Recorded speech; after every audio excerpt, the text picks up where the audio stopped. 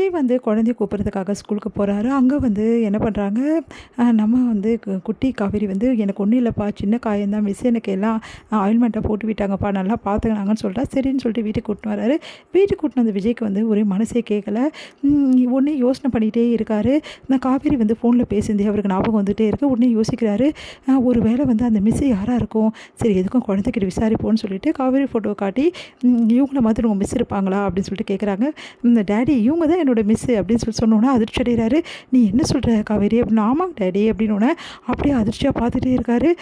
உடனே வந்து சரின்னு சொல்லிட்டு காலைல ஸ்கூலில் விடுறதுக்காக போகிறாரு குட்டி காவேரியை. அப்போ வந்து உங்கள் மிஸ் எங்கே இருக்காங்க காவேரி அப்படின்னு சொல்லிட்டு கேட்குறாரு. அதுவும் நிற்கிறாங்க பாருங்க எங்கள் மிஸ்ஸு அப்படின்றாங்க. பார்த்தா காவேரி நிற்கிறாங்க. காவேரி பார்த்து அப்படியே உறைஞ்சி போகிறார் விஜய். தாங்கிக்க முடியல காவேரி பார்த்துட்டு. காவேரி இப்படிங்க, அதுவும் காவேரி உயிரோடு இருக்கா அப்படின்னு சொல்லிட்டு ஒன்றும் புரியாமல் காவேரிகிட்ட போய் பேசுறதுக்காக போகிறாரு. வாங்க ஹாய் அம்மு எப்படி இருக்க அப்படின்னு சொல்லி கேட்டோன்னே நல்லா இருக்க மிஸ் அப்படின்றாங்க. இப்போ காயெல்லாம் ஓகேவா அப்படின்னு சொல்லிட்டு கையெல்லாம் பிடிச்சி பார்த்துட்டு குழந்தைகிட்ட பேசிகிட்டு இருக்காங்க.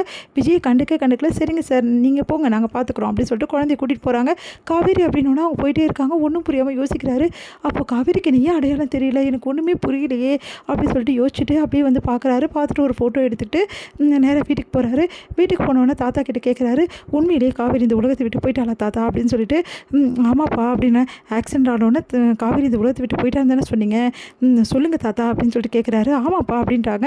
அப்போ இது யார் தாத்தா அப்படின்னு சொல்லிட்டு காவேரி பாடம் நடத்திருக்கிறத கூப்பிட்டு அந்த ஃபோட்டோ எடுத்து காட்டுறாரு. அதை பார்த்துட்டு அதிர்ச்சி அடைகிறாரு. சொல்லுங்கள் தாத்தா அப்போ இது யார், அது வந்துப்பா நீங்கள் எல்லோரும் என்கிட்ட போய் பேசியிருக்கீங்க, போய் சொல்லி என்னை ஏமாற்றிருக்கீங்க, இத்தனை வருஷமாக என்னையும் காவேரியும் பிரித்து வச்சுருக்கீங்க. சே நீங்கள்லாம் மனுஷங்க தானா, இப்படி பண்ணுறதுக்கு உங்களை இப்படி மனசு வந்தது, என் குழந்தை தாய் இல்லாமல் அப்படி கஷ்டப்பட்டா, நான் என் பொண்டாட்டி இல்லாமல் அவ்வளோ கஷ்டப்பட்டேன், இந்த உலகத்தில் இருக்கக்கூடாது என் காவேரி இல்லாமல் நினச்சேன், என் குழந்தைக்காக மட்டும்தான் நான் வாழ்ந்துட்டுருக்கேன், ஆனால் இது எல்லாம் தெரிஞ்சு கூட நீங்கள் இவ்வளோ வருஷமாக அமைதியாக இருந்திருக்கீங்க, எங்கள் 2 பேரையும் சேர விடக்கூடாது சதி பண்ணியிருக்கீங்க அப்படின்னு ஒன்று.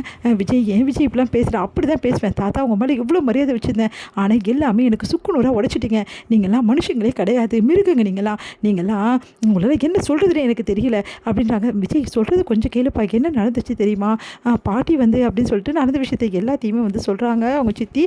சே பாட்டி இப்படி பண்ணுவாங்கன்னு நினச்சி கூட பார்க்கலாம், அவங்க மேலே அவ்வளோ மரியாதை வச்சுருந்தேன், இப்படி பண்ணிட்டாங்க.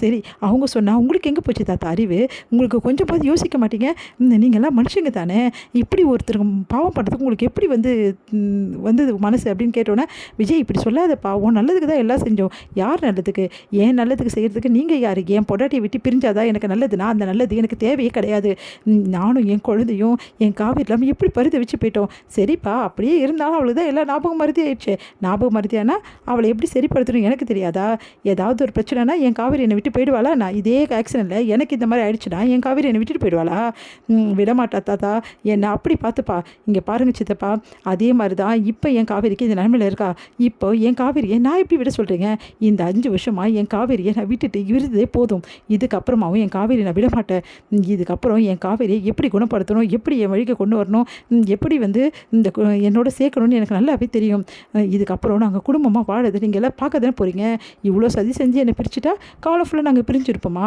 பார்த்தீங்கல்ல கடவுள் எங்களை எப்படி சேர்த்துருக்காருன்னு சொல்லிட்டு, இதுக்கப்புறம் என் காவேரியை யாருக்காகவும் நான் விட்டு தர மாட்டேன், என் காவேரி என் கூட தான் இருப்பா, எப்படியாவது என் காவேரியை நான் சேர்ப்பேன் அப்படின்னு அப்படியே பார்த்துட்டு இருக்காரு அவங்க சித்தப்பா. விஜய் நான் சொல்கிறது கேளுப்பா, அவங்க சித்தி சொல்ல வேணாப்பா, காவேரியோட சகவாசமே நமக்கு வேணாப்பா, அதை நீங்கள் சொல்லாதீங்க, இங்கே பாருங்கள் என் பொண்டாட்டி சகவாசம் வேணுமா வேணாமான்னு நான் தான் முடிவு பண்ணணும், நீங்களாம் முடிவு பண்ணக்கூடாது, என் பொண்டாட்டி உயிரோடு இருக்கும்போது இந்த மாதிரி போயிட்டான்னு சொன்னவன் தான் நீங்களாம் முழிக்காதீங்க அப்படின்னு சொல்லிட்டு போகிறாரு. அதிர்ச்சி அடைகிறாங்க எல்லாரும்.